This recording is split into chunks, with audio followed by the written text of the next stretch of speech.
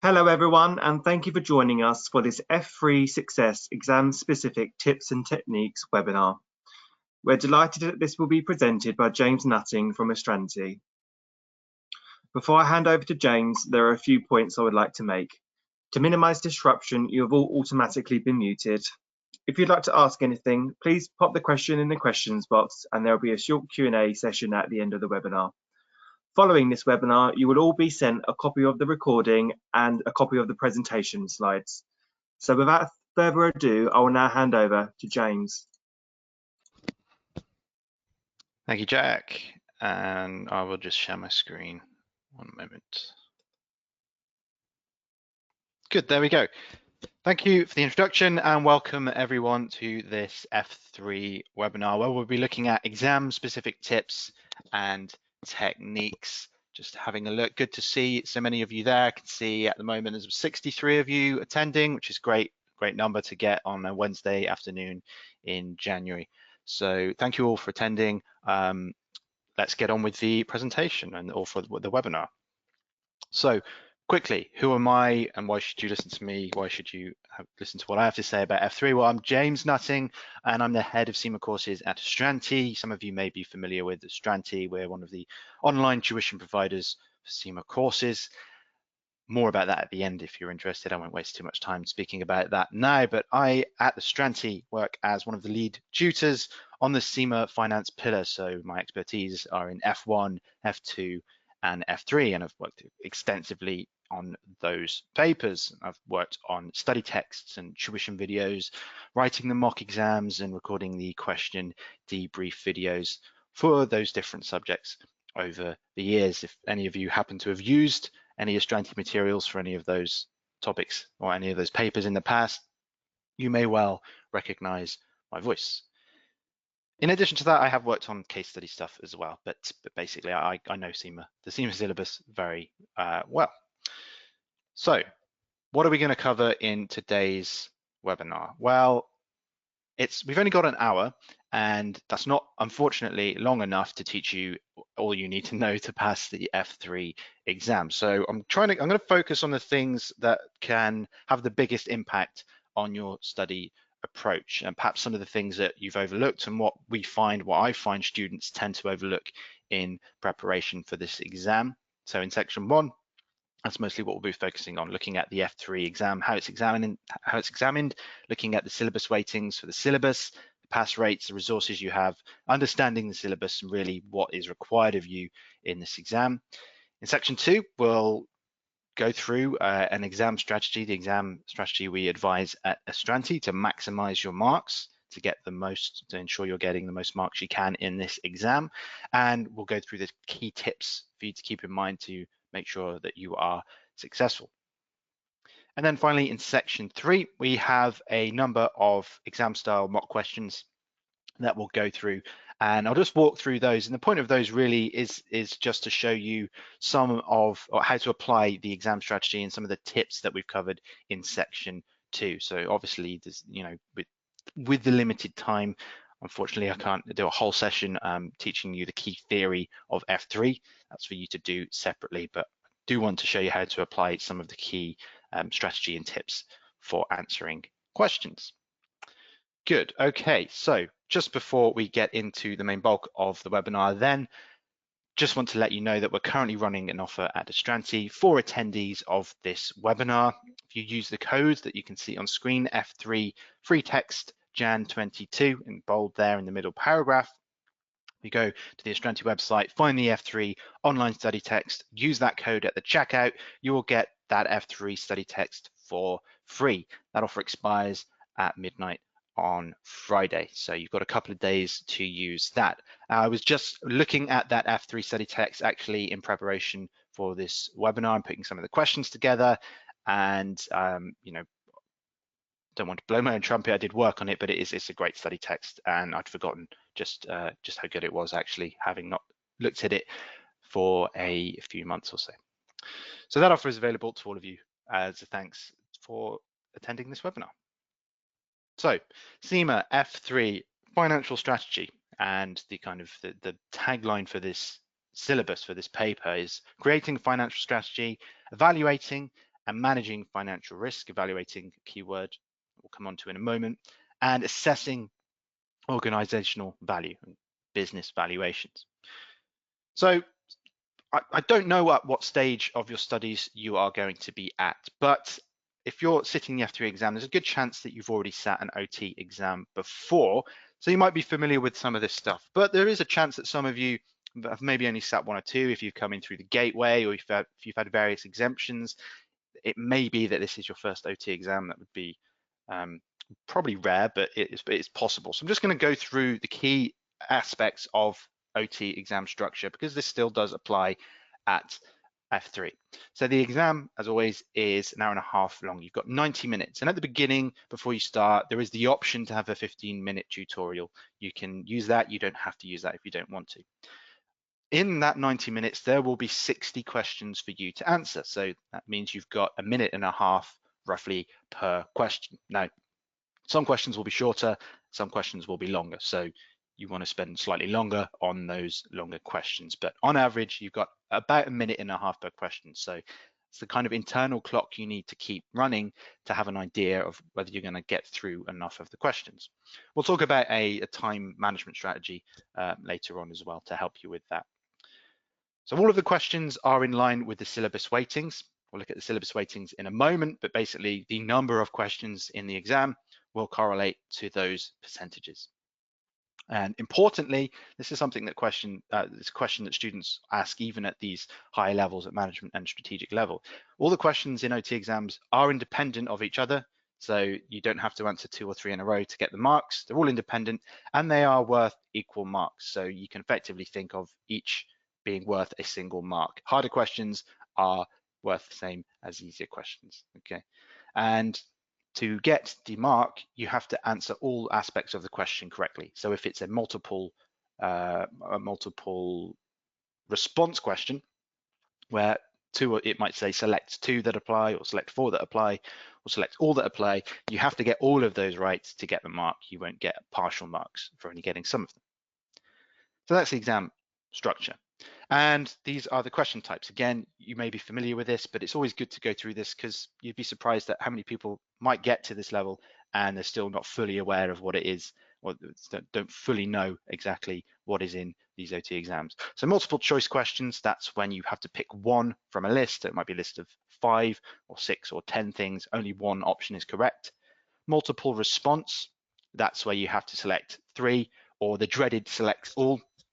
Possibly the hardest question type in the whole lot is that you have a question and there are 6 possible answers and all you're told is to select all. So you don't even know how many are right. Those are usually rare, but they are pretty hard. No one likes those. Hotspot is if you're clicking on an area, so it might be a graph or a picture or a model or something like that, and you would click on the area. That's how you get the mark there. Numerical entry make up a big chunk of questions on F3, as you would expect, where you have to perform a calculation and give the number. So rather than picking from a list, you have to calculate the number to a certain number of decimal places. And the key there is making sure you're rounding at the right stage. And the trick generally is not to round too early and make sure you're giving the right number of decimal places that you've been asked to give. And then finally, drag and drop. You may get a few drag and drop questions where you're dragging answers to the right gap. So you would put numbers into boxes or selections into boxes or whatever it may be. Now, those are the only types of questions, and by far the majority will be multiple choice, multiple response, and number entry. Hotspot and drag and drop, you might get a few of those, but not too many.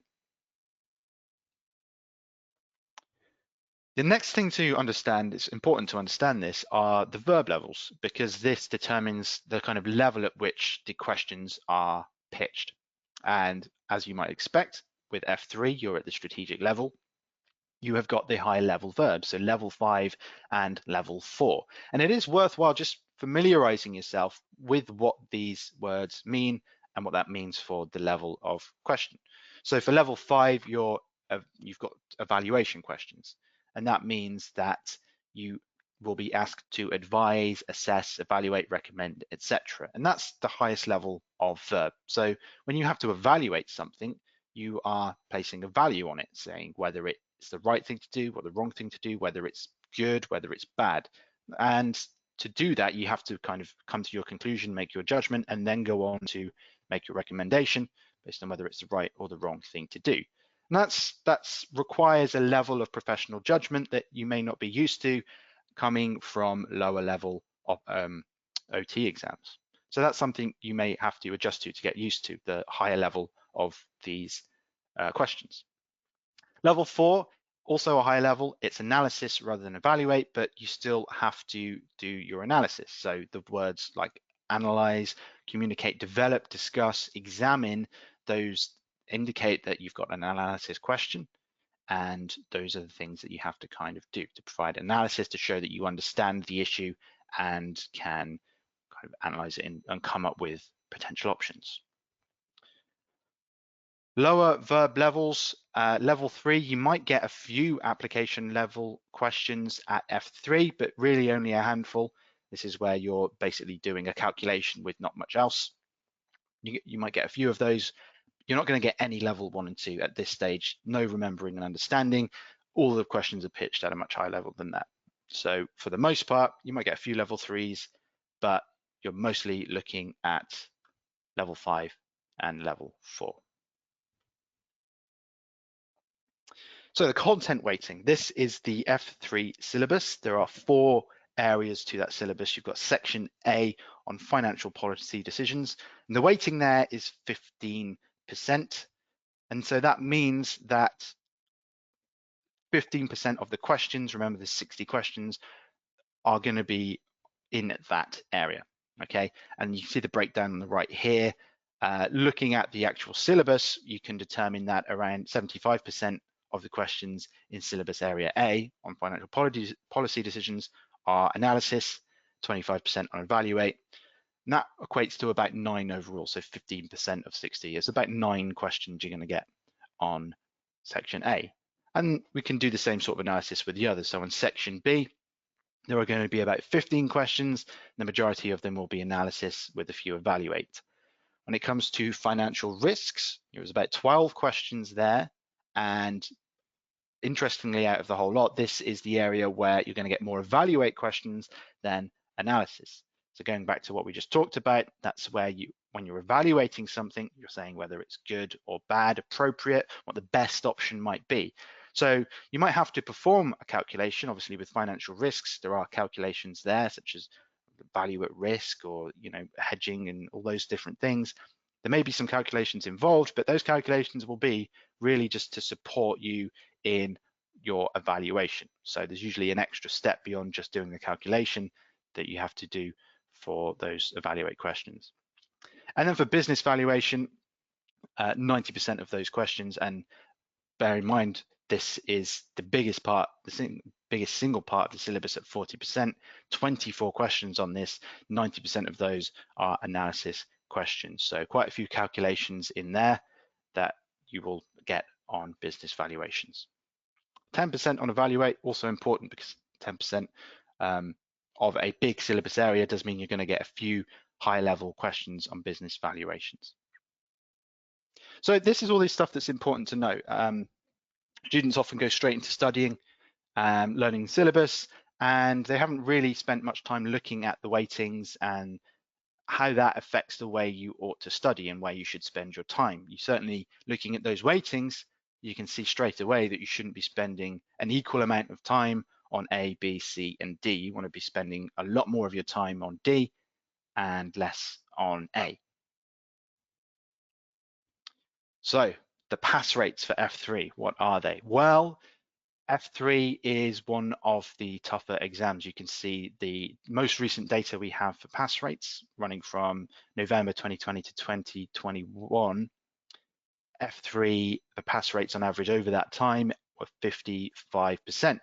And if you go back to earlier periods as well, back 48% it was in May, 57% in April and December in 2020. So of the F pillar, if you compare it to F2 and F1, it's a similar sort of difficulty to F2, perhaps slightly difficult, more difficult sometimes, significantly harder than the E's, as you can see from the pass rates on the E's, the E1, E2, E3, very high pass rates, P1, P2, P3 are obviously the most difficult exams, and F3 is getting into that territory of difficulty. So if you've sat your P1, P2, or P3 already perhaps, or F2, that's the level of difficulty to expect in this exam, more so than the difficulty in F1 or the E papers. Right, getting on to the exam then, these are the resources that are available. As with all OT exams, sorry, you have some resources. You can access the present value tables and the cumulative ones, normal distribution tables for F3. You're going to want that for VAR, value at risk questions. And you also have the F3 formula sheet. And again, it's important to know what formulas you have in this exam. So you don't have to learn them off by heart. You can refer to the formula sheet for those formulas, but it also tells you which ones you do have to learn. So if there are other formulas that aren't on the sheet, those are the ones that you're going to have to know. But luckily, you are given quite a few, given the dividend valuation model, capital asset pricing model, weighted average cost of capital. You're given your ones for foreign exchange, your interest rates and inflation, Modigliani and Miller, they're the equations from their theory. You get the TERP, the yield adjusted TERP, and you do actually get the value at risk VAR formula. So you do get quite a lot, and you should certainly refer back to these. Even if you think you know these, it's always worth referring back to the formula sheet just to make sure you're using the formula, first of all, that you've got it correct, but also that you're using it properly, because it might be that some questions require you to use a formula, but you have to rearrange it, and you don't want to start off in the wrong place. So you want to make sure you're starting at the right place, and then you can rearrange it to find what you need to find. Good.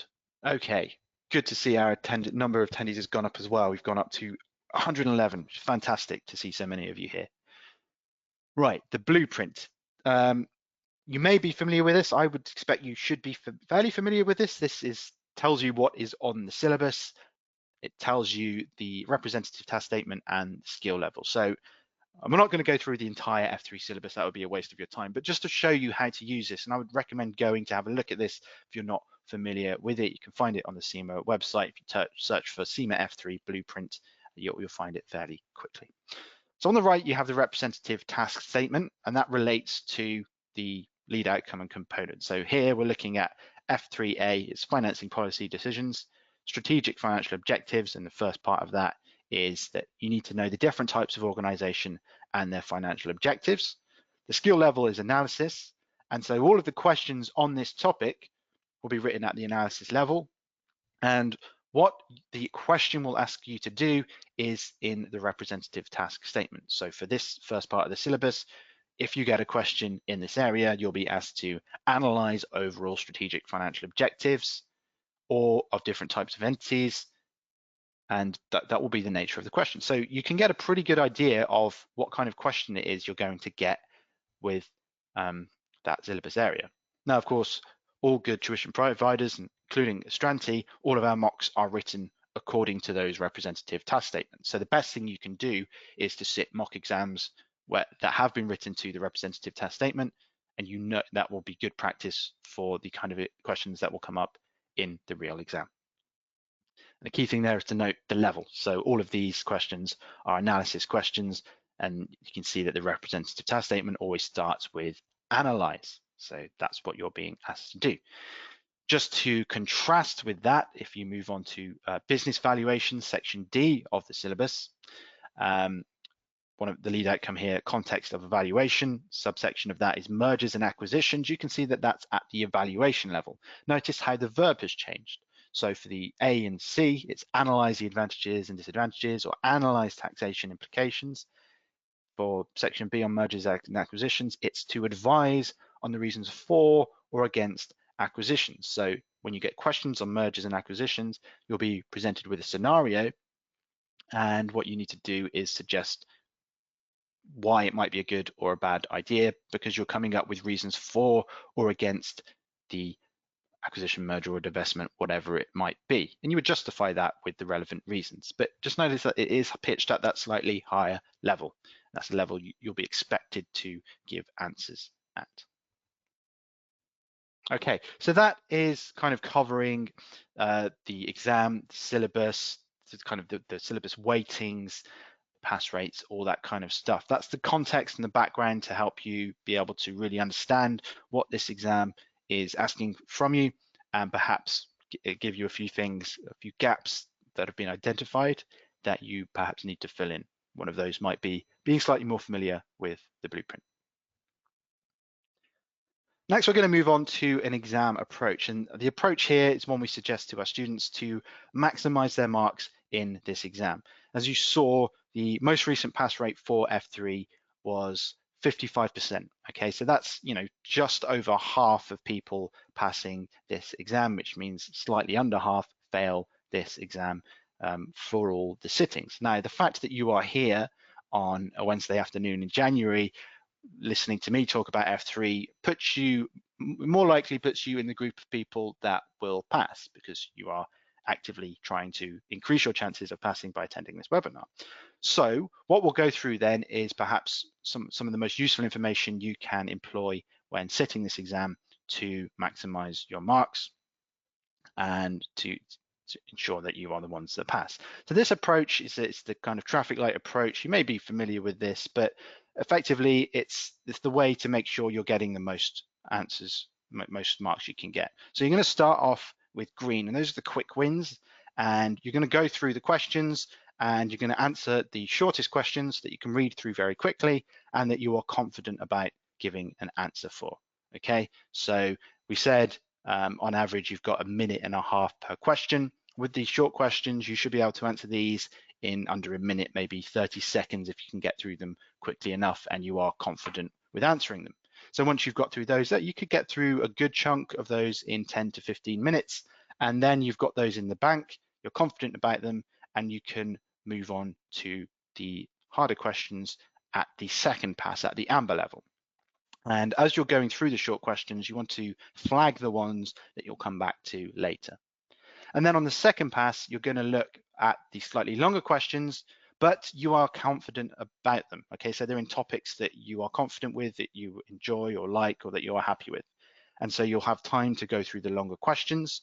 If you've answered the shorter questions in less than a minute, that gives you slightly longer to answer these questions. And if you're confident about them, you know, there's another group of questions that you're pretty confident that you've got right. It's going to improve your marks. You've got less time pressure there. And again, you can leave the rest flagged for review. And on the final pass, and the third pass, you will answer all those flagged questions that you haven't looked at already. And there might be ones that you're less confident with and that need a bit more work. Now, don't spend too long on them, okay? They are in no particular order. So you might as well, if you're taking too long on one, skip on to the next one. You might be able to answer it more quickly. And the key is to answer all of the questions. Don't leave any unanswered, because there is no negative marking and you might as well give it a shot. So that's the best exam approach we can advise, to go through in those 3 passes. Just to show you how that works then, here is roughly, and this is what you'll see when you sit the exam. Again, you're probably familiar with this. And you can see in the top right, you can flag questions for review. So when you press that button, what it does is flags the question. And then in the bottom right, you can see the navigator. When you click on navigator, that navigator box pops up and you can see all of the questions in a list, and you can see which ones are flagged and which ones are unflagged, and it tells you whether they're complete or incomplete. And you can scroll through all 60 questions very easily, see which ones are left to answer and which ones you have flagged. So do use that to your advantage to make the most of the time available. Over on the right, we've just got circled the tables and formula. So that's where you can access those if you need to access the present value tables or the formula sheet. And then at the top, of course, you have your calculator and the scratch pad. Okay, I'd be surprised if anyone was at this level and wasn't aware of those things, but they're just worth pointing out just in case. Okay, now here are our key tips and keys for success. Okay, so the first one, it sounds obvious, but you'd be surprised at how many people don't do this. And it's to read the question carefully and read the whole question carefully. You may be able to answer it without having to read the whole thing, and you certainly should do that if you are confident. But try not to do that because you might be missing key information or you may have misinterpreted it. So certainly if you think you can answer it quickly without reading the whole thing, have a go at that, but then just go through and double check that you haven't missed anything important. I'll show you what I mean later on when we go through one of the an exam style question. But things to look out for in particular when you're reading through, because you're going to be reading quickly because the time pressure is there. Look out for words like not, always or never, most, least, best or worst. Don't get those wrong because you'll get the opposite answer to what you're supposed to be doing. Okay, so just some examples on the screen there of how the questions are phrased. So what is the best explanation? What's the most important, which is most likely to be appropriate? You'd be unlucky to miss those out. Sometimes in rare occasions, you do get which of the following is not an example of X. Those are rare, but you certainly want to make sure you've noticed that because obviously if you've missed that, you're going to get the opposite to the right answer. Another key to success, and this applies to multiple choice and multiple response questions, which, as we've said, make up by far the majority of the exam, is to, where possible, formulate your response first. So try and figure out what the answer is, and then read through the options. And make sure you read through all of the options. And notice sometimes you'll have 4 or 5 options that are worded in a similar way. You need to really pay attention to the subtle differences between those. And it's important that you read them all for that reason, because you might come to the first one, which sounds correct, but actually there's one, the third or fourth option is very similar, but there's a subtle detail in there that makes it more correct or more accurate or more appropriate or whatever it might be. So where possible and where appropriate, try and think of the answer first, and then when you've got that in your mind, see if that's an option, and that's a pretty good indicator that you've got it right. But certainly check through all the possible options first. Also, for multiple choice and multiple response questions, if the correct answer isn't obvious to you, then you're going to have to go through the kind of elimination approach. So you want to rule out the ones that you know are incorrect. Now, it might be that there are 6 options and you know that 3 of them are incorrect.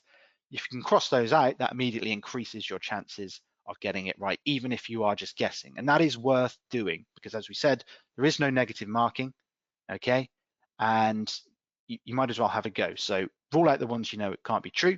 And that you can even do that if sometimes options are conflicting or they're agreeing. So you can use that knowledge to rule out answers that can't be both correct, particularly if it's a multiple choice. If only one option can be correct and 3 of them are saying the same thing, then you know not all 3 of them can be correct, and you could perhaps rule out the ones that seem less likely and go through it that way, even if you don't know the exact right answer. Okay. And then finally, one more key to success is to not waste your time.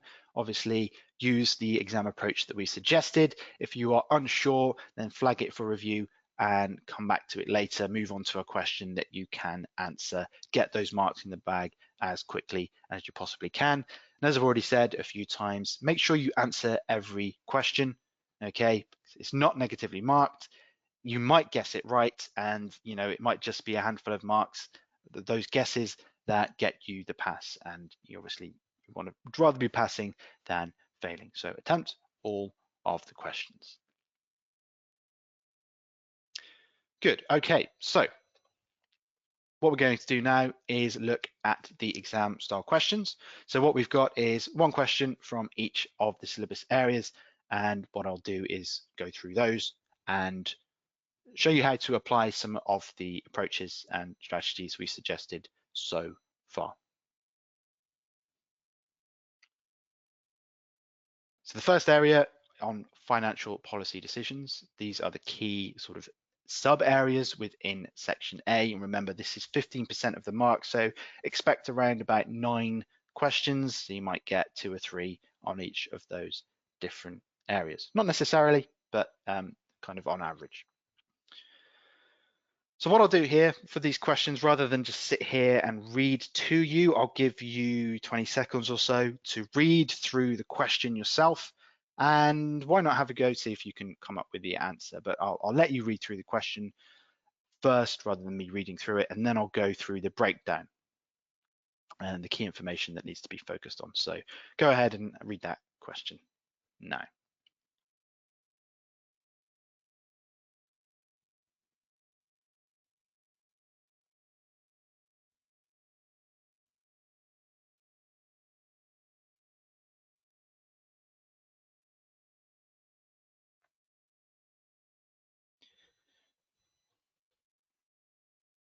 Okay, so you should have had just about enough time to read through that, even if you're just skimming through, but to just get a general gist of the question. So here is what I would do if I was sitting the exam and I got this question. The first thing I do is look at the requirement line.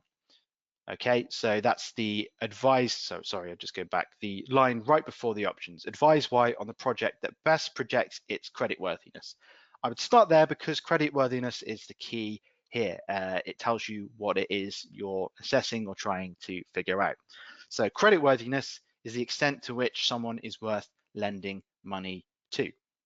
Okay, and so if you're trying to predict creditworthiness, then you need the measures of creditworthiness. And as you can see, as you read through the question, there are a number of ratios and metrics that are involved, and we need to determine which ones will help to predict the creditworthiness. But first of all, you need to know what creditworthiness is to understand what ratios you're looking at and what impact on the ratios will be acceptable.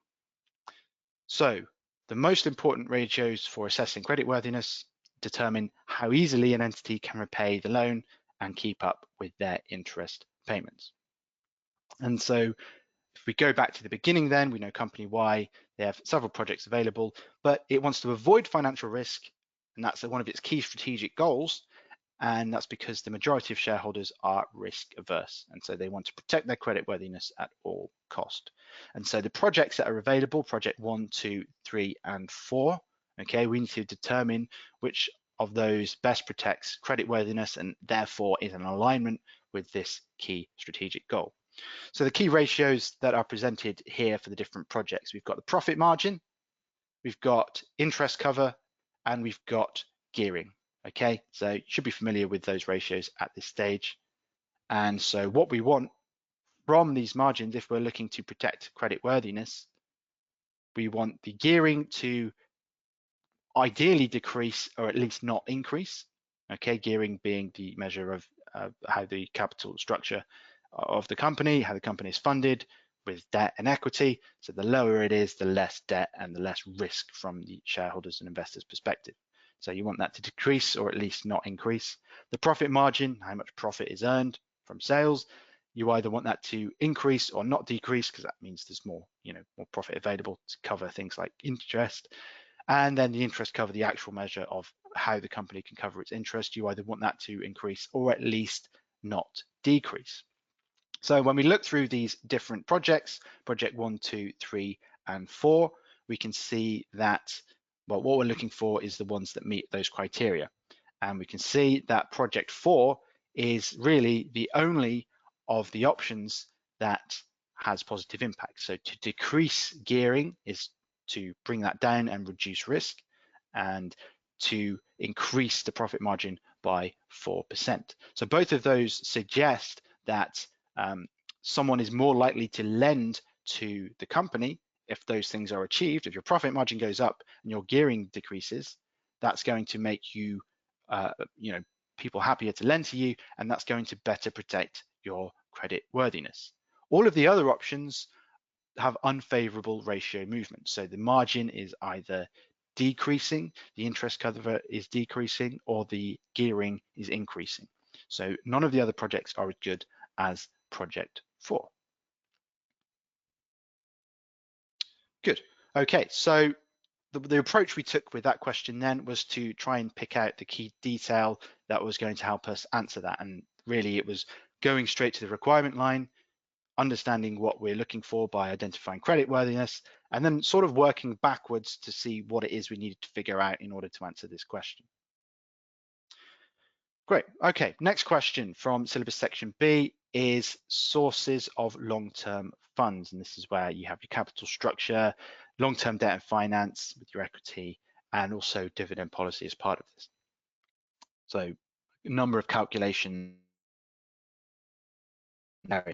25% of the 25% syllabus weighting, so 15 questions on these topics. The one we've got here on screen, again, I'll give you a few seconds to just read through that before we go through the breakdown.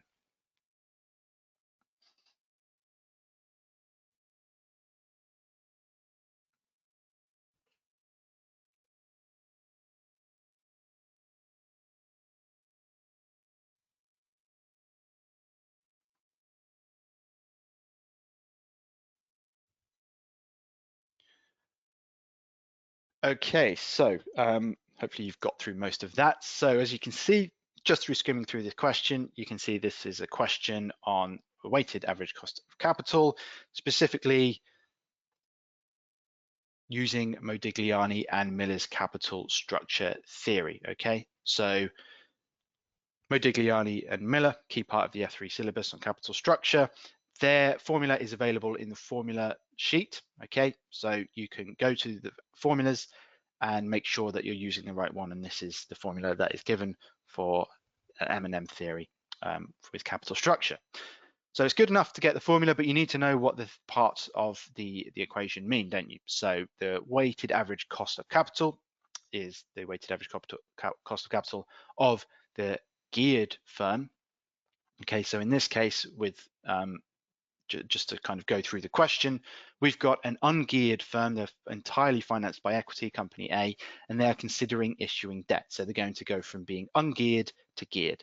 And this is the formula we would use to find that, because we're taking the geared and ungeared, making it geared to find out what their weighted average cost of capital would be after they've issued the debt and what effect that will have on their weighted average cost of capital. So that's what we're trying to find.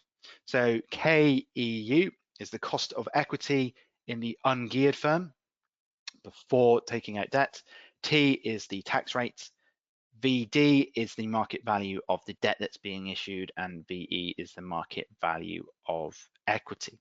And the formula you can see on the screen there. So this is a case really, once we've identified the formula we need, and we shouldn't have to rearrange this one, just a case of identifying the variables, plugging them in, and finding the answer. So that's what we're going to do. So first of all, we're going to find the cost of equity in the ungeared firm.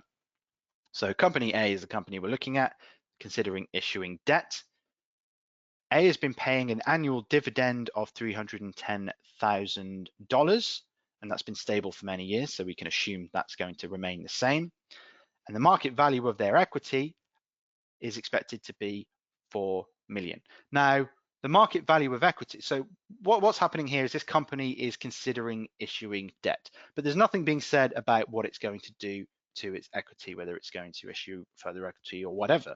So the market value of equity, we can assume, is going to remain unchanged, particularly as no other information is given with regards to any change in the market value of equity. Now, if we'd been given extra details about that, we might have had to figure it in. But in this case, since debt is being issued, we're going to assume that market value of equity is going to stay the same, and that if it's expected to be 4 million, then it currently is 4 million. So with those two figures, the dividend figure and the market value of equity, we can calculate the cost of equity, because that's just the dividend out of the market value of equity. We can do that calculation, and that equals 7.75%. So we find our first variable. Next, we'll find the tax rate. This is just given to us in the question, 25% corporation tax. The value of debt, the market value of debt, we're told in the question that they're going to issue debt valued at $2.4 million based on market value. So again, we're given that straight away. And then the market value of equity, we already know, is $4 million. Okay, and we're assuming that because there's nothing said about the change in the value of equity, what it is expected to be is the same as what it is now. So now we've got our variables, it's a case of plugging them in. So the cost of equity, 7.5%, we put that in first, and then we put the market value of debt on top, multiplied by the tax rate, divided by the market value of equity plus the market value of debt. And when we work all that out, we get a weighted average cost of capital for the geared firm after the debt is issued of 7.0234. And this is where it's important to pay attention to what you've been asked to do with regards to rounding.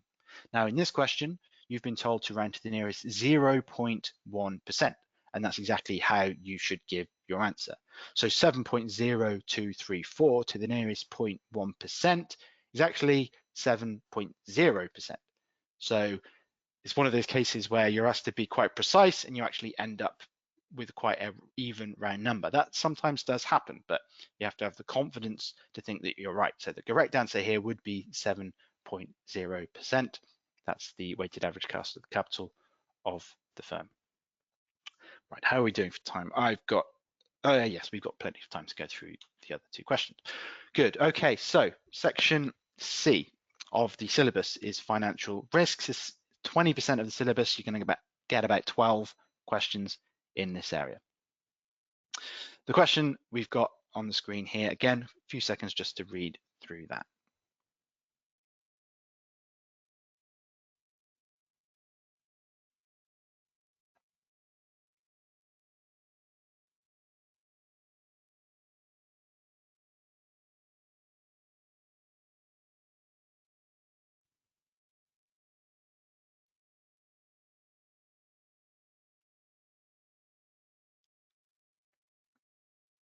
Okay, so hopefully you've noticed that this is a question on value at risk. Okay, so you're being asked to calculate the value at risk with given parameters and assumptions. So value at risk, the formula for that, again, this is available in the exam, so you can go to the formula sheet and find the formula for this, but it's a fairly straightforward one that probably easy enough to remember anyway, but like I say, it's worth checking just in case you've got it wrong. So the value at risk is the confidence interval times the standard deviation. So what we'll do here is just find those variables and calculate the value at risk. And again, we can kind of skip out reading through the entire question here because I'm trying to show you the process. But in the actual exam, even if you did take this approach, you would certainly be wise to read through everything just to make sure you haven't missed out any important details. I wrote this question, so I happen to know that I haven't. So we are finding the value at risk. So let's start with the standard deviation, just because it's given in the question, and that's a nice and easy one to start with. It's easy to find. So the standard deviation is $16,000. Fine, we'll make note of that and come back to it in a moment. What we need to find next is the confidence interval, and this is the tricky thing to find. This is where you have to know about the theory behind value at risk. So how are we going to find the confidence interval? Well, there is I'll show you in a second, the 6-stage steps for doing that. But the confidence interval, importantly here, we know we are dealing with what's called a one-tail VAR test at 90% confidence level. That's what the question tells us. 90% probability, that's the confidence level. Now, it's important not to confuse the confidence level with the confidence interval. They're two different things, but the confidence level helps us find the confidence interval. We know it's a one-tail test because we're told about the loss, and the loss not exceeding $10,000. So if you're talking only about the loss or how much might be lost or the lowest value of the range, the value to which the investment may fall, anything like that, it's a one-tail test. Without going into too much of the theory, it just means you're looking at the one side of the graph, one tail, okay? If you're asked to find the range, that would then be a two-tail test, and that slightly changes what you have to do. But we've got a one-tail test at 90%. So let's go through the 6 steps. So those are the 6 steps on the screen there. And if you follow these 6 steps, you'll be able to find the value at risk for any value at risk question you get for this exam. These foolproof steps. So worth learning because you pull these out and apply them, and you'll always get the right answer.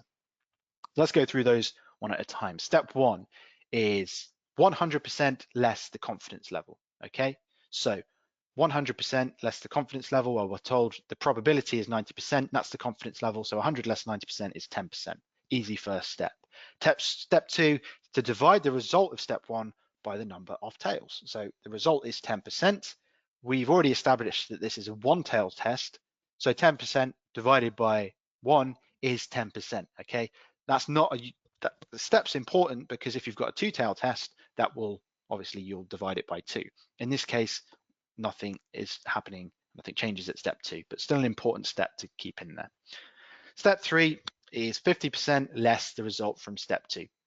So the result from step 2 was 10%, 50% less 10% is 40%, and then we convert that to a decimal, that's 0.40.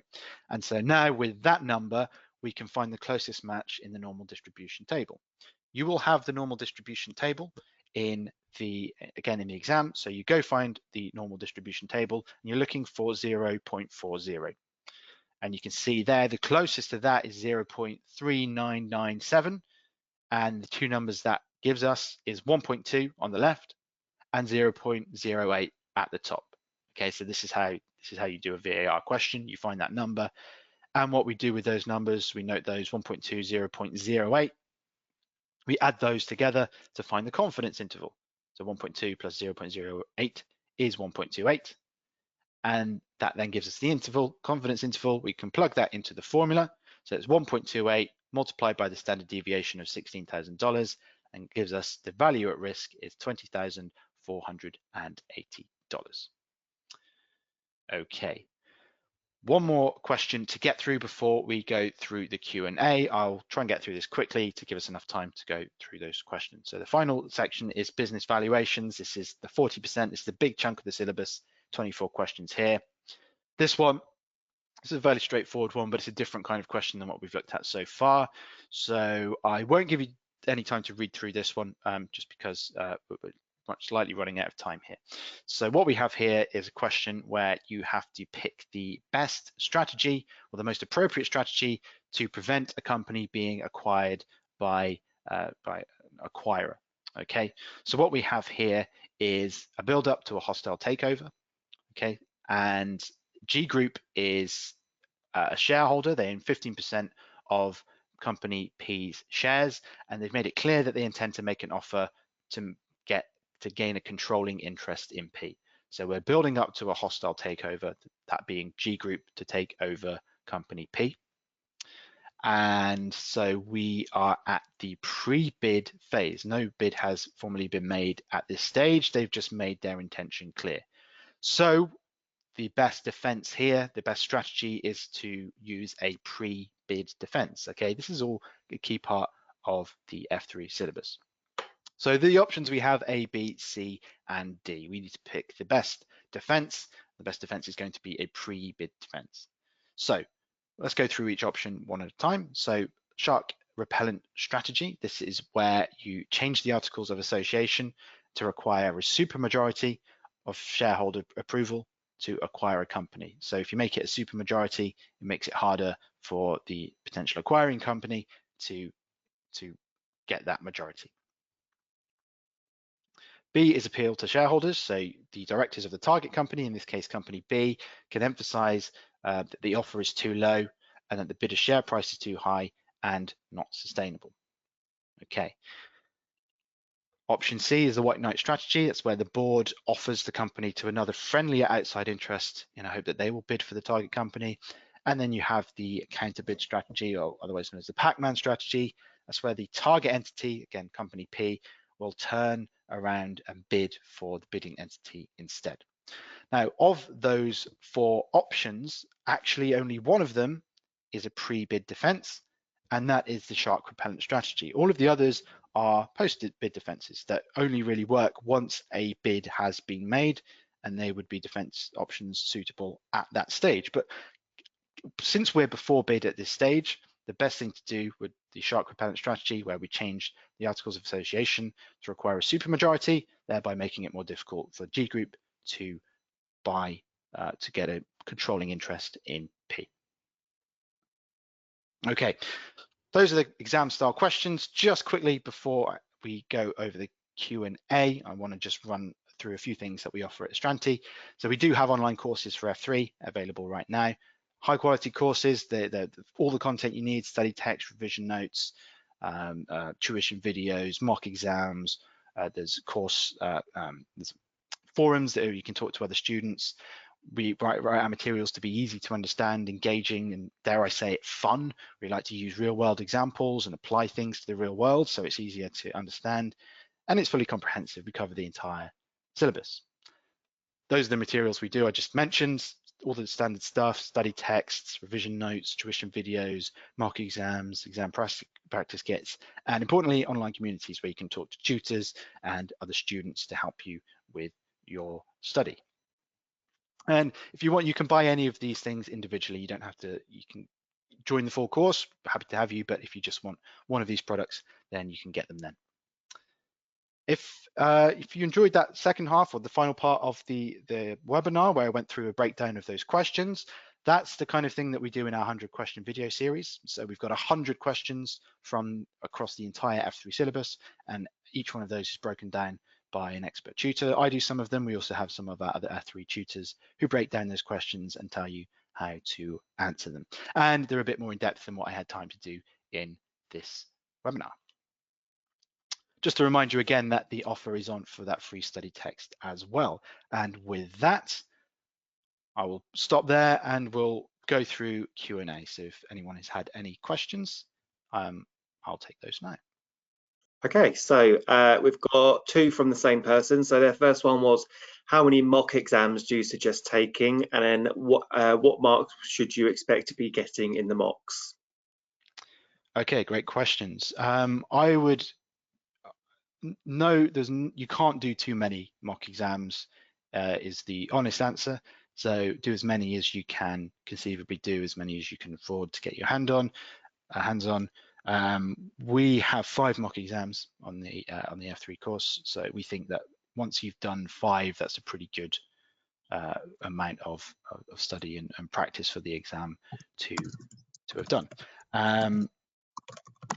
You want to be getting, the passing grade in your mock exams. In the first 2 you do, it might be fine to get the slightly lower scores, but in the last couple that you're doing, if you're not getting passing grades, then yeah, you may want to keep doing them until you are consistently getting the passing grade. Okay, are there any key topics in F3 that come up a lot that students forget? That students forget? Mm. I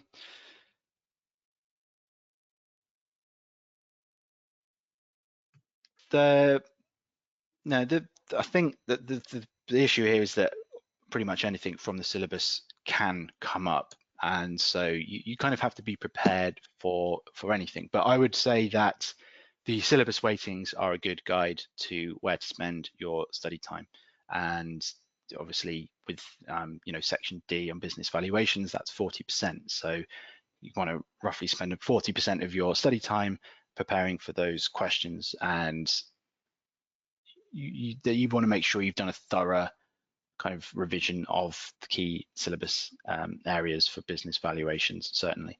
And so that's not to say that the smaller syllabus weightings you can ignore. Obviously you have to know those too. But I think that's probably the best answer I'd give, really. So I'm slightly reluctant to suggest certain areas over others because that students then think that they can study 2/3 of the syllabus and pass, and that's a bit of a risky strategy.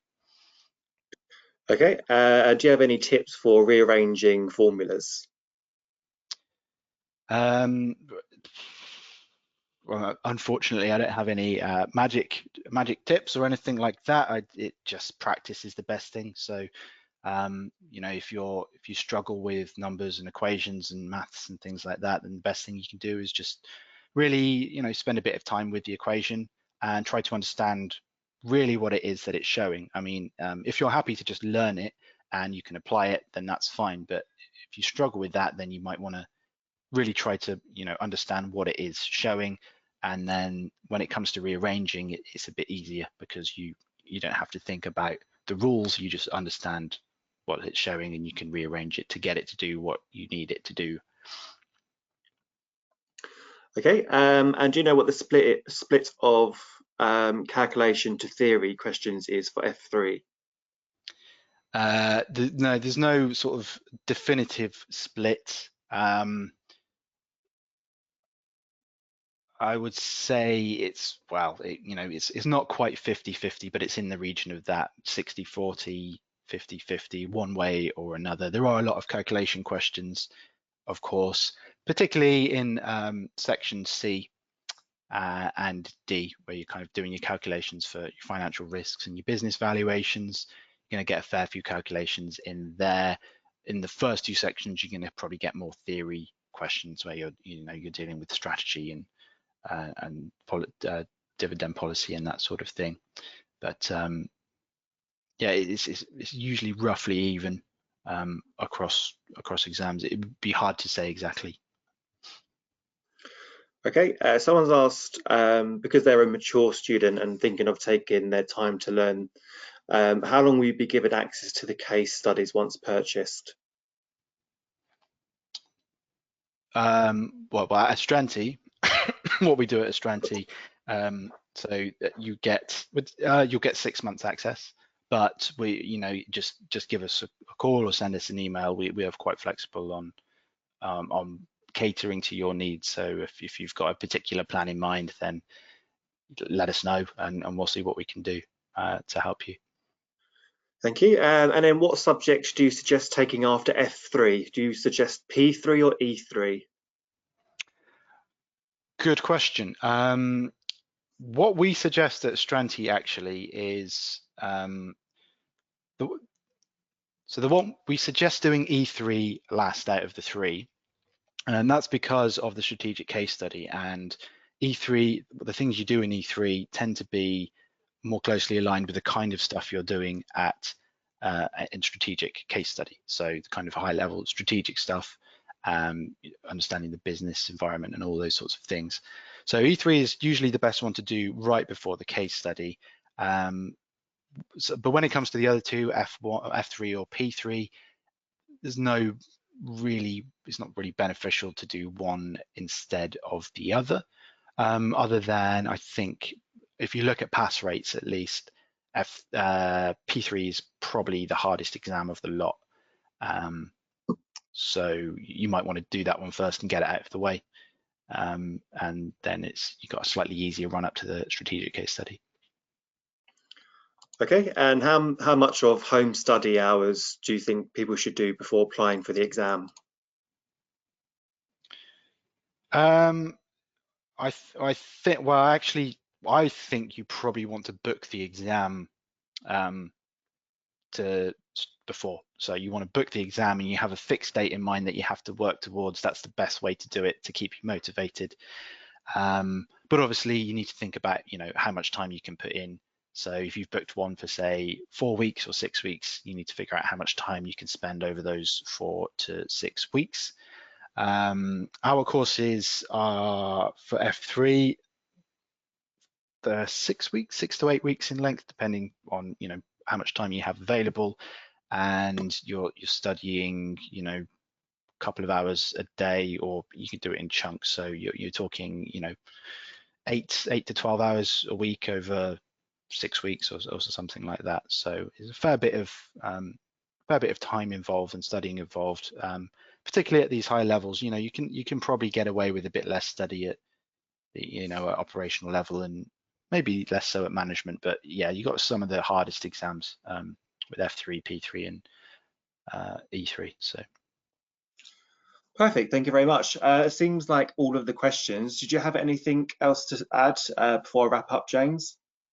No, just thank you everyone for coming. It's good to see so many people here. It's great to get the numbers, and yeah, I hope you found that useful. And like I said, on the screen there, you can find us at astranti.com. If you've got any questions, send us an email. The Facebook group, this is CIMA Strategic Study Group. If you search for that on Facebook, you can join that, and there's hundreds of other students studying the strategic level papers, and you can chat to them and see what advice that they've got to give. And but yeah, that's all. Thanks everyone for coming, and I hope you found that useful. Great, thank you very much. I've just popped a survey link in the chat box. If you could all click that and give us your feedback, that would be great. As mentioned earlier, you will also receive a recording to this webinar so you can watch back later, and a copy of the presentation slides. So thank you very much and enjoy the rest of your day.